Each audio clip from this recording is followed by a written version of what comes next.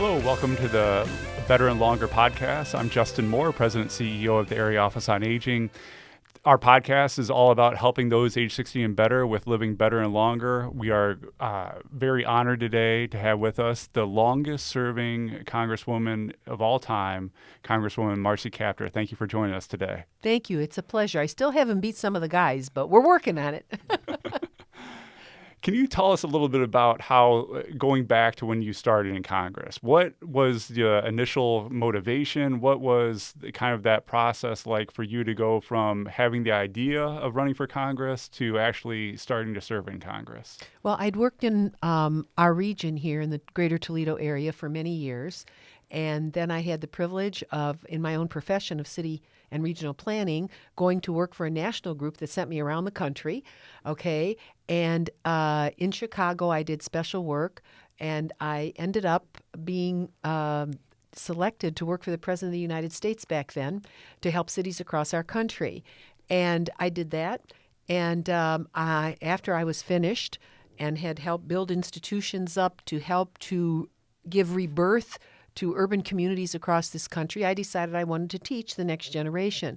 So I went to get my doctorate in order to teach at that level, and I came home because I was going to MIT, which is in Boston, Cambridge, Massachusetts, and I came home at Thanksgiving, and the economy was horrendous. I'd never seen anything like it. Mom and I went to the store, and we were talking to some of the clerks behind the meat counter, and one of them I'd gone to grade school with. And the idea for running actually came from her because her life was so difficult. And I knew her from grade school. And she started to cry. And I just began to think about who was voting on what in Congress and why the life here was so hard. I went back to school, but I dropped out in my second semester, the winter months. And I came back here, and the local party endorsed me to run for Congress. So it was really 19% unemployment at that time. I'd never seen anything like it. People that I knew down on their luck. Thank God it's never gotten that bad again. But there have been many, many things that have happened due to neglect at the federal level and state level that have made life very difficult for people here. So it was really seeing the world that I had known, because I grew up in this area. This is my home. And I saw such economic devastation, and we are still building back from it. I ran for office to try to help my community rebuild. We are not a capital city. We are not a financial center. We are a free enterprise economy, and it is very, very hard in today's global marketplace to help your community lift itself up with so many cards stacked against you. But we're trying. That's excellent. How has Congress, I guess, talk a little bit about your first impressions of Congress as a first-time Congresswoman and what things are like now, similarities, differences? Oh, well, when I first got there, obviously I was one of only 24 women. Now we have well over, I think it's 140 women now, and you count both chambers. So it's more representative. We're about 20% of the institution. I think racially we're more representative, ethnically we're more representative. Where we're not so representative is in representing the interests of the people who come from the working class like I do. That's where I started, and I am totally dedicated to the people of this country who work so hard for a living and struggle every day. Benefits like Social Security and Medicare, unemployment compensation. These are things that many of my colleagues, and I'm not saying they're bad people, but they've lived in families where that really didn't matter, that life was abundant and they were able to go on. But when I first arrived in Congress, there were more people like me who came from backgrounds like that than today. Most people that I work with now, obviously they have their college degrees, but they came from homes that were, you would say, economically comfortable. Not all of them, but a huge number. And it makes them very, very hard for them to identify with the struggles of ordinary people. When you talk about ordinary people, what comes to mind for you when you hear the term age 60 and better, or senior or older adult, when you hear terms like that? Well, what I say to myself is Medicare and Social Security are working. People are living longer. And so I think back to I was a youngster when President Lyndon Johnson passed Medicare. And I wasn't around when Franklin Roosevelt passed Social Security. But I remember our grandmother. And I was just a little girl then. But I remember when she became ill and how limited the choices were for how to help her. And we cared for her in our home. And but I see obviously many families facing those struggles today as relatives age or become ill. And I just have seen the transformational work of Social Security and Medicare across this country. And also, even though it's not 60 and over, the Affordable Care Act. When we started passing that under the Obama administration, 20% of the American people had no insurance at all. We've ratcheted that down to 8%. That means children are healthier, their parents are healthier, they have a shot at life and a better life. And so I'm a Democrat. One of the things Democrats have always fought for is the dignity of people as they age and the right of the American people to have health insurance that is affordable, and that is not easy. When you talk about health insurance and the important role that it plays in helping individuals with not only their health, but also their longevity, what comes to mind is in Northwest Ohio, when we look across our 10-county service area here, 150 miles across, and we at the Area Office on Aging care about helping people live better and longer. So we wanted to find out in our neck of the woods, if you will, what is the best practice? Where are people living the longest? And we found in the DeVoe neighborhood in West Toledo that people are living to be an average age of 84.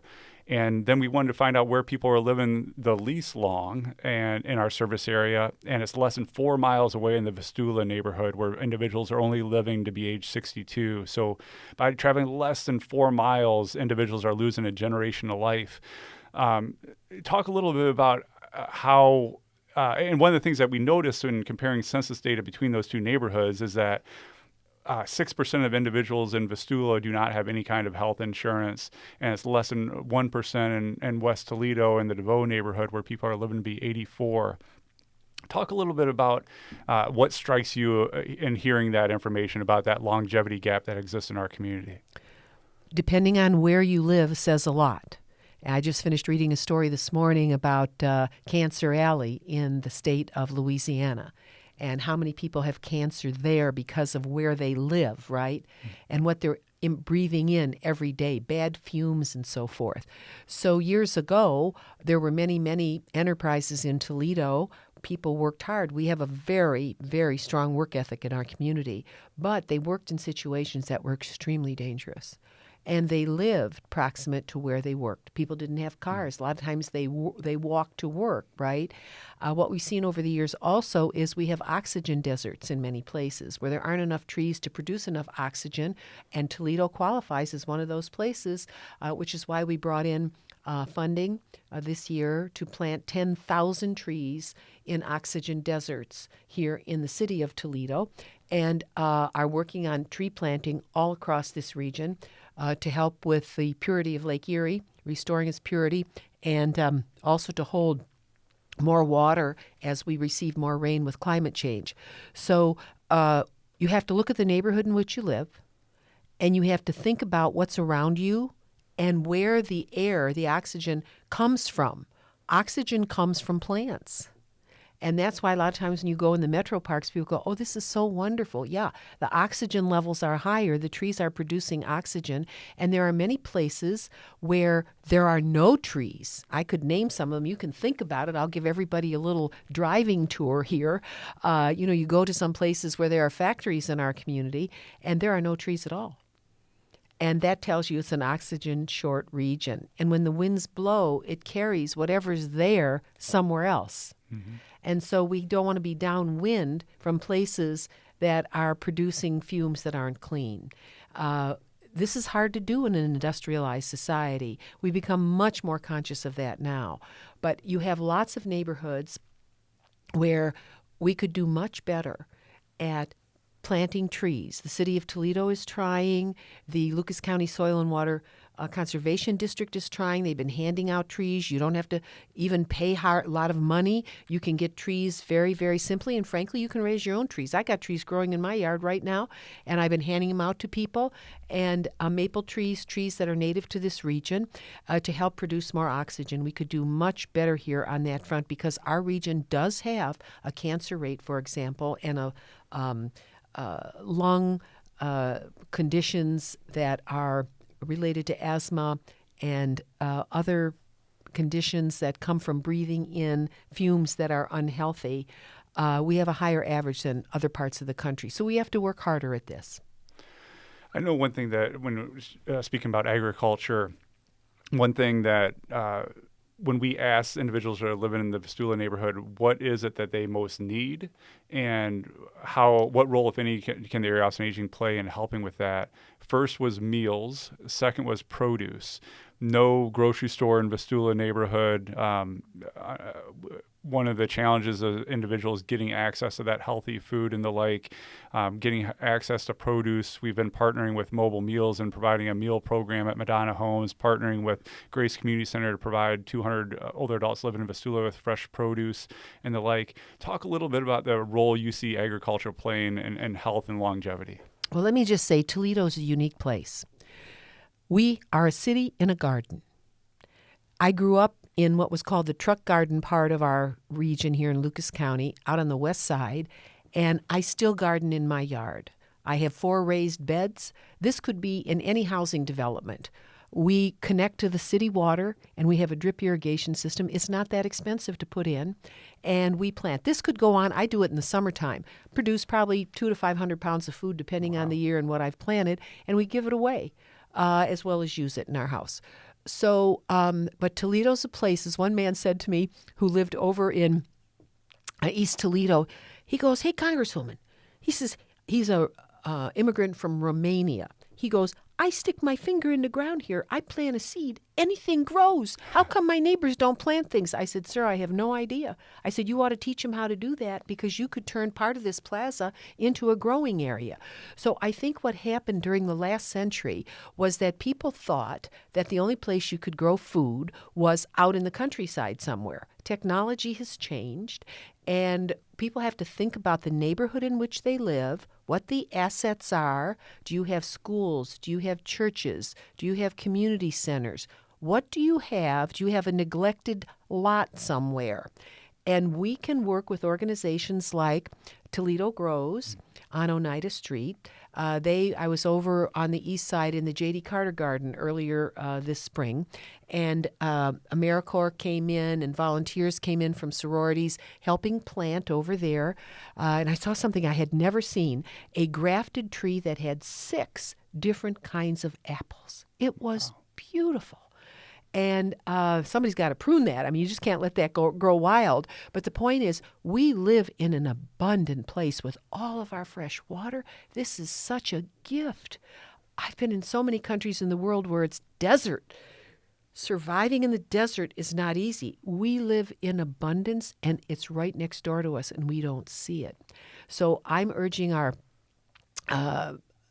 housing developments of different kinds to think about bringing some of the growing skills back in. Every school could be a production site. You can roll up these houses that are plastic. You can put them right next to the school. You could have a garden there. All it needs is a little creativity and a group of people. And I'll say, when you turn 55 or you turn 60, that doesn't mean your life is over.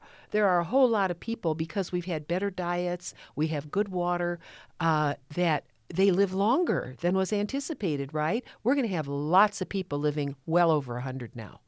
It's because of all of what we've done in the last century and this century to improve outcomes. So growing good food, fresh fruits and vegetables is a no-brainer here. I think our land bank can partner with different organizations where they have empty lots, and when there's a group of willing people right in your own neighborhood. It's happening in my neighborhood with neighbors at Bandor Park out in the Reynolds Corners area, where you can find partners to help you grow healthy foods. And nothing is more healthy than fresh fruits and vegetables and herbs. especially when you grow it yourself. I just had a salad the other night. I picked all my lettuce and I turned it over. I said, this is really good, and it's fresh, and you do it yourself. So I'm a do-it-yourself person where possible.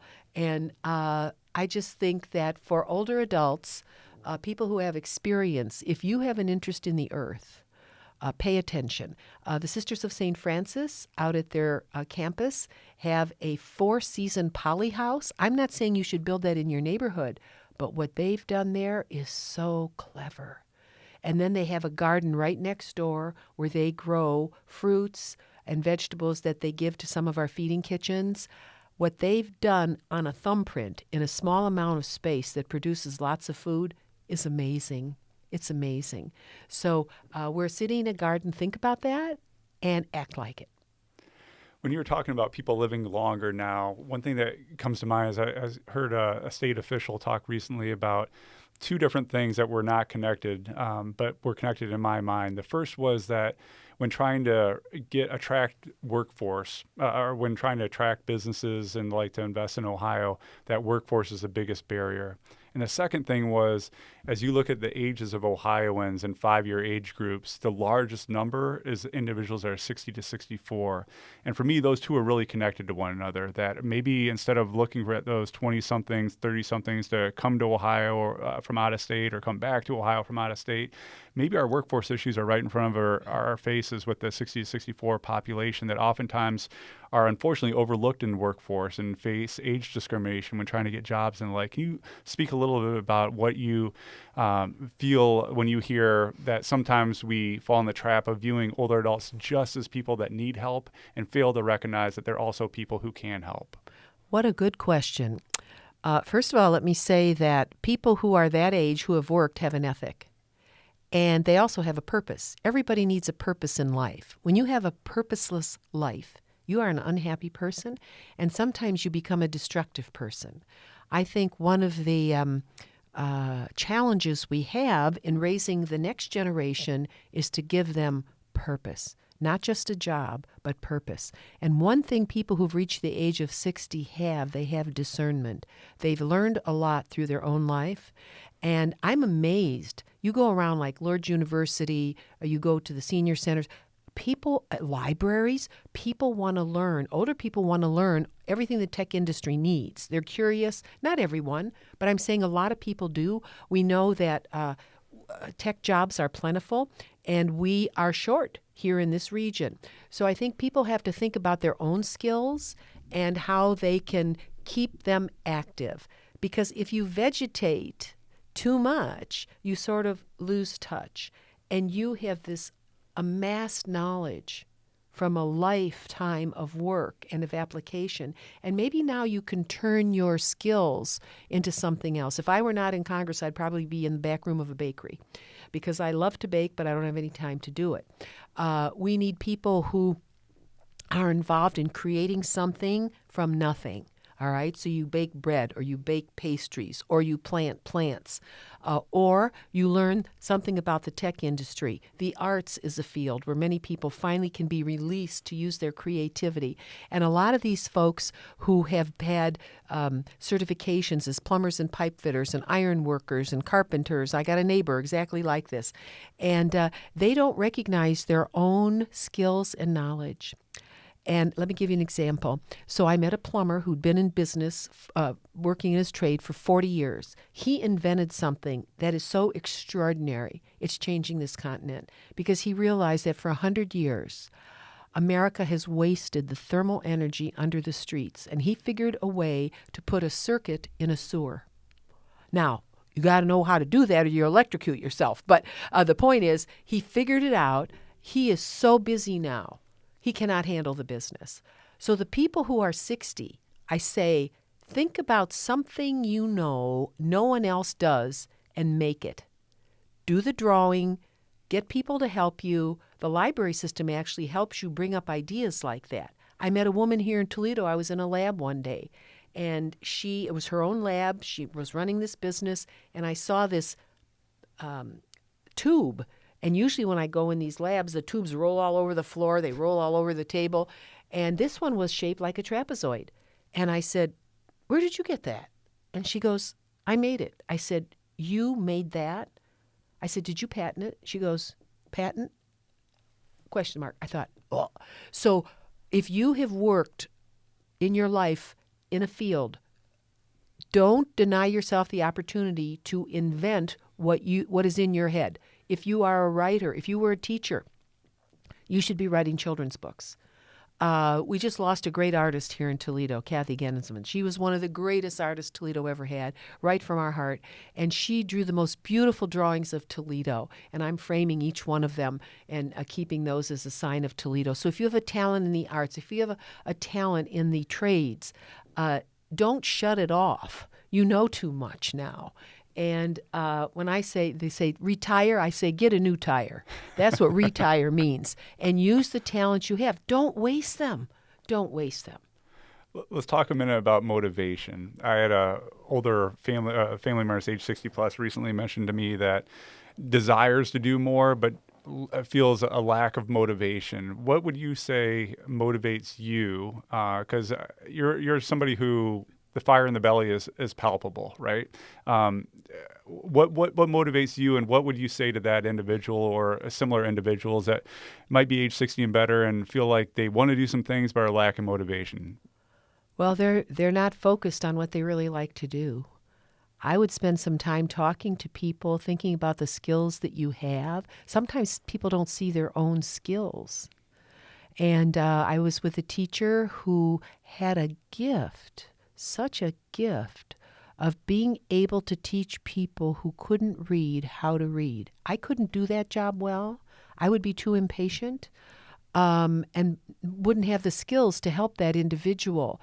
There are people who are, I would say to that person who isn't motivated, you haven't analyzed yourself enough yet. You haven't, and also if you're a person who is always told what to do as opposed to creating something from your own substance, okay? Spend some time asking, learning about yourself. Examine yourself. Find out where your talents are. There's all kind of books you can read about that. And every day is a good day for me, really. And I'm always trying to do something to fix up my communities that I represent, trying to help them see a better future. We just dedicated the funding to invent the new bridge that will cross over the Maumee River, just north of the Turnpike, where it crosses the greatest river, the largest river that flows into the Great Lakes. And we had all the political officials there and all the transportation officials. And you look up the river and you see Toledo, and I call it the Crystal City. It just glows. And at night, the lights are all shining now. We got rid of that ugly rail bridge. I get motivated by things like that. And that we will now be able to develop all these walking trails that connect Lucas County, Wood County, the lakefront, all of our metro parks. I mean, I get excited about opportunity to make it better for everyone. And I see ways to do that. So that was my gift. And I would not be happy not doing it. I would find other things to do.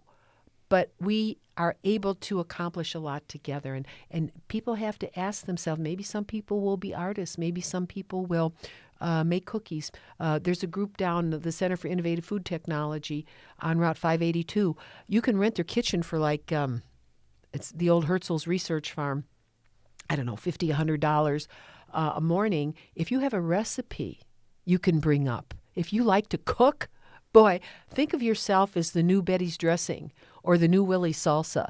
We have people in this community that created new products. That creates real wealth. Tony Pacco's hot dog sauce. Think of all the things we created here. Dave Fratelli brand tomato products. Those are all local products. There may be some people out there, and I've been trying to get this one lady. She makes the most delicious potato soup. I said, you need to can that. They will help you do that down there, and it'll only charge you $100 or something. They'll do all the labeling. You can sell it at the farmer's market. You can take your talent up a peg. And I was down at the farmer's market a couple of weeks ago, and I ran into some women, and they were selling coffee, delicious coffee. It's all homemade, all home. What are they? When they heat the beans and all that, they've got a word for that. And I looked at all this creativity. So don't deny your own creativity, is what I would say. Great. Don't deny your own creativity. And when looking at your time in Congress, let's talk past, present, future. What in the past is something that really is a source of pride, or something that you feel a great sense of accomplishment about during your time? What's something kind of present day that you're really proud of or excited about that you're working on? And as you look to the future, what's something that really energizes you about what's next? All right, let's look at some big things, all right? So when I first got to Congress, my first most important vote in April of 1983 was refinancing Social Security for the next generation, and we are in that now. And now we have to do it again, and we will. So we have a bill, H.R. 2100. It takes care of the windfall, and it also refinances Social Security for the future. I wish they'd brought it up last year, but, we got a situation in Washington right now that's a little atypical. So we got to get through this. American people will. They're smart. They'll see it all. So then in terms of actual delivery to the home front, making sure that we still have an automotive industry, being a part of the rebirth of the steel industry. This doesn't just happen in a day. This takes a lot of effort, working with private companies, trying to deal with the international markets. But the fact that we still are able to produce both industry here and agriculture in our region, we can sustain ourselves, and fresh water. That's still a challenge. I won't go into all of it, but it's extremely complex and very, very expensive. We've got to take care of Lake Erie and all the tributaries that flow into it, and the largest watershed in the Great Lakes, the western basin of the Maumee and Lake Erie. Very complex problem, so I'm working on that. I can't do it alone. I need the help of a lot of others. Then in terms of what people see, the World War II Memorial, that took us 17 years almost. In Washington, D.C., the most important memorial recognizing the greatest contribution of those who lived in the 20th century, and that is the victory of liberty over tyranny. And they did it. And we have had the longest period of peacetime history in the history of the country. And they set up the institutions, the UN, NATO, all these creations that never existed before in order to build a safer and better world, a more democratic world. So I would say that that memorial recognizes the most unselfish generation. They call them the greatest generation. I call them the most unselfish generation. So that's a big one. Then in terms of our own community, you can see the Veterans Glass City Skyway that hangs above the Maumee River, right at where all the big ships come down toward the shipyards. That took us 16 years to do. So the achievements are multiple, and the idea for the World War II Memorial was given to me by a man named Roger Durbin from Berkey, Ohio. All right, so it's a Lucas County idea. We gave it to America. All right, the bridge we built here, we didn't get a penny of state money. It was all federal. And we got it done right. We didn't want some old rusty bucket bridge. We wanted something that would mark us as a crystal city, and we have. And so everything we do, we try to make it better. The park systems that we have, the Ottawa Wildlife Refuge, we're about to, both the Ottawa Wildlife Refuge and the Cedar Point Refuge are likely to have 100,000 visitors this weekend because it's Mother's Day, and the mothers come and their families, and the birds come. And they come from all over the world. We created a destination that capitalizes on our beauty as a region, the southernmost rim of the entire Great Lakes. The birds like it here, and so do the people. And so we found the right place. And being able to build the visitor center at the Ottawa Wildlife Refuge to welcome all these people, that was a big accomplishment. So we can go, the list is very, very long, but trying to build the economy forward and taking care of the social needs of the people and renewing their confidence in our region. I worry most about our education. And the University of Toledo, the school systems we have, and we just were able to get the community college at Toledo reopened. This is profound. And I want to say to all your older listeners, you go there and teach. You go figure out a way to use the skills you have, help this younger generation understand some of the jobs of the present and the future. We're going to need you in every field in every field. We had been robbed of a community college here for 3 generations. I think I nagged enough people that they finally got tired of it. But now we have to really make it into something. And we are on that trajectory now. When you walked into Congress for the first time, did you think being the longest serving Congresswoman would be a distinction you would earn? I never even thought that. I thought I would get everything done, in about 15 years, 16 years. When we did the World War II memorial, which every American wanted, and we paid for it by donations and selling coins, memorial coins I couldn't believe it took 16 years. And I thought, now I really understand Congress. And it is true. It took us 16 years for the Veterans Glass City Skyway. I still haven't gotten a veterans hospital here, a medical center here. We've gotten an outpatient clinic that has expanded services. But it is so hard at the national level to make things happen here because Congress is basically dominated by the coasts. And we are the Great Lakes coast. They don't see us. We're outnumbered. And frankly, some of those coasts have a lot more money than we do, so they have, a heavy hammer they can hit. Think about this. Nancy Pelosi, the Democratic leader, was from California, and she was followed by Kevin McCarthy, a Republican, from California. So that tells you a little bit about how the place operates. So you have to really be agile inside the institution to make things happen for a region that is underrepresented in the Great Lakes, in the heartland here. The exciting part is we're building forward, and for example, our largest trading partner is Canada. And I'm looking for a way, I haven't solved this problem yet, but how do we integrate the rail systems of Canada and our region here, both for passenger rail and for freight rail? How do we look to multimodal? I was given an idea. I just got to share it with you because it's pretty exciting. But I've been struggling with how do we get all this cargo from United States and Canada back and forth across the lake? These bridges won't be enough because the population's growing and the trade is growing.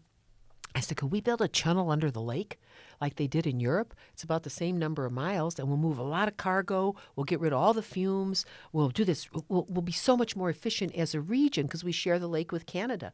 And so somebody said, who's involved with NASA, Congresswoman, you're thinking the wrong way. I said, how's that? He goes, you need to be thinking about vertical airlift for the 21st century. I said, oh.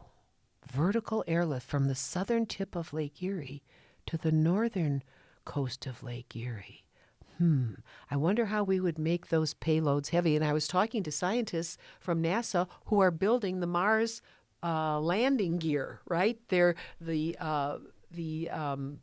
parts of the lift vehicles that will go to Mars. I thought, my gosh, if we can go to Mars, we can go from the south coast of Erie to the north coast if we just figure this out from a propulsion standpoint. So I'm just saying that to your listeners. There got to be at least 3 people out there thinking about this with me after this show. But it was a very interesting conversation.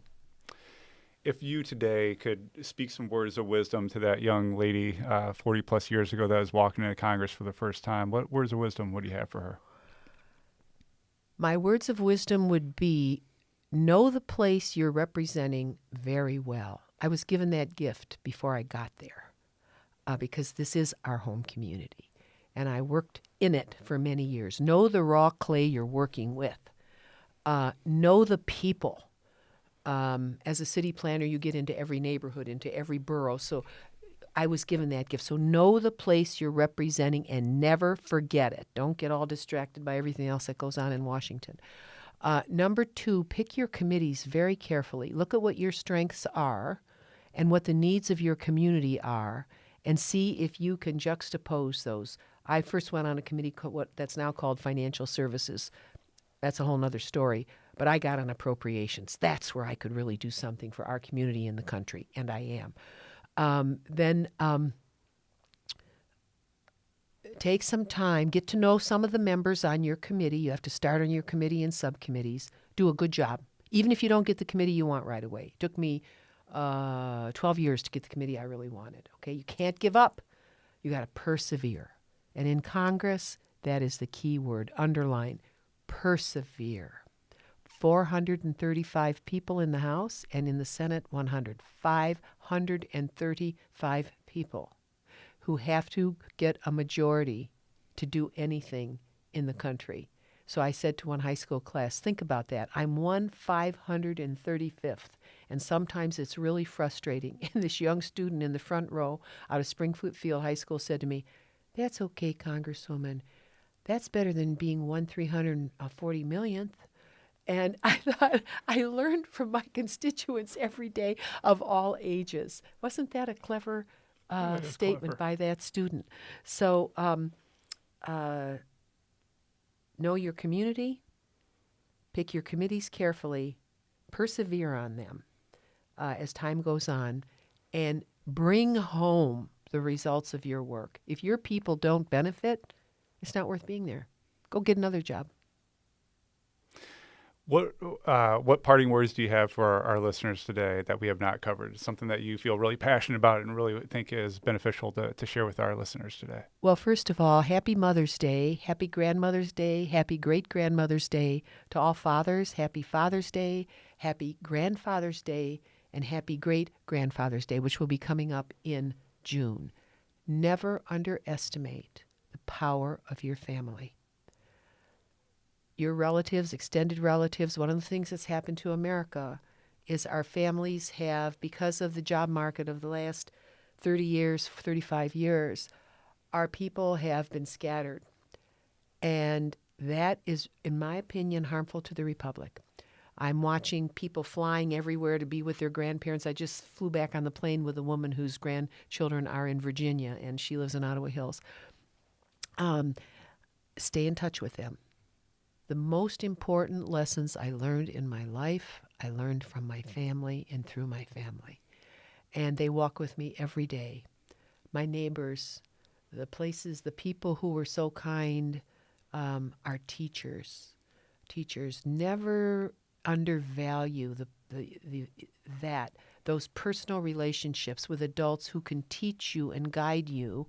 And I would encourage people who are 60 or asking 60 and over, don't ever underestimate the influence you can have on a child. In this community, and it's repeated across our country, here in Toledo region, we have between 2,000 and 4,000 children who have no home to go to. They're homeless, they're rootless, they come to the schools, but if you can befriend a child who's lonely and help them learn how to read, you'll go to heaven.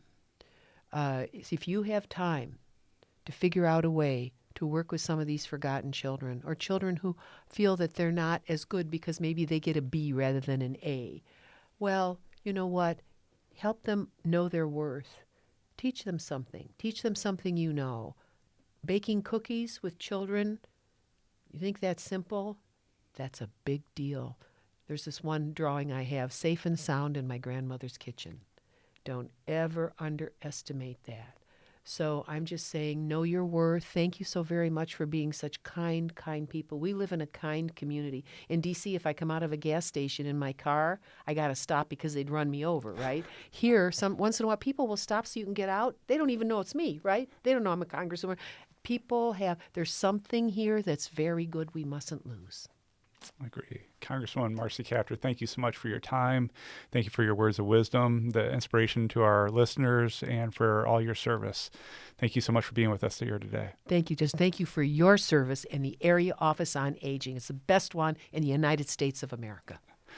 Listeners, thank you for joining us today on the Better and Longer podcast. We hope that you will continue to live better and longer. Thank you.